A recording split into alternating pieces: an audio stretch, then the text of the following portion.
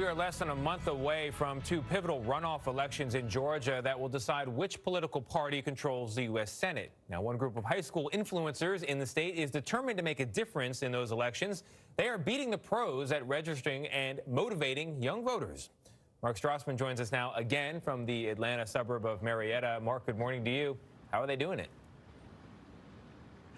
Good morning. I think for starters, teenagers just know how to talk to other teenagers. And so this group, they reached out, they worked hard, and they discovered something that a lot of their peers now want to have a voice in what's happening in this country.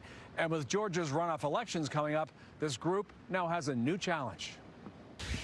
What's going on? Underneath this suburban Atlanta back porch, you'll find a Gen Z wave of voter registration. And what's exciting to me, what's really surprising to me, is that so many people are getting behind that. Back in September, Edward Aguilar and 3 high school friends launched Students for Tomorrow.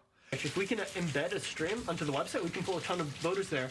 They register young first-time voters, mostly college freshmen across the country. We've built our own text banking software, our own phone banking software, donor tracking, volunteer tracking, voter tracking. And they've connected with 36 grassroots organizations.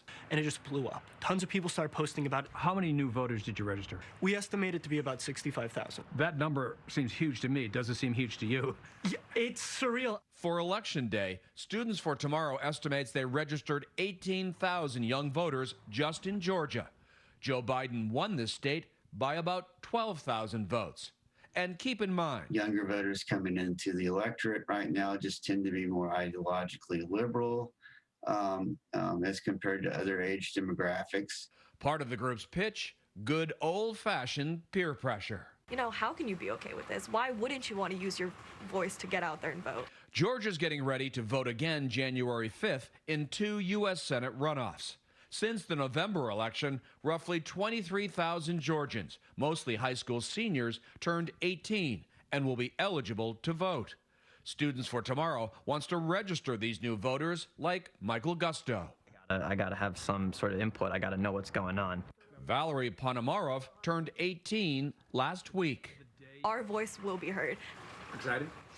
I'm thrilled. But I'm just going to move this guy here. But Edward Aguilar can't vote. He's still 17, but he's still using his voice. I can still have my own civic duty. I can still go out there and get other people to vote. I can still get people interested in politics, get them to mobilize. And just because we can't vote doesn't mean we can't get other people to do it. And today is the deadline to register new voters for the runoff elections next month.